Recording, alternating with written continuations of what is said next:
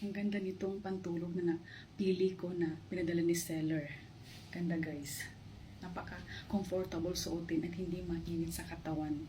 Hindi din siya manipis. Ganda guys. At 3-in-1 na pala to. Ang size ko nga pala ay XL. Ito ay may iba-ibang sizes at may iba-ibang design. Ganda guys.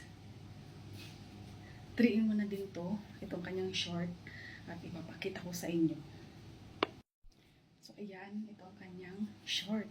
Ang ganda guys. Oh. Nakaka-sexy pala to. Ganda guys. Kaya, sa mga ganap dyan ng pantulog, na OOT din yung pantulog, check out nyo na to. Lalagay ko ang link.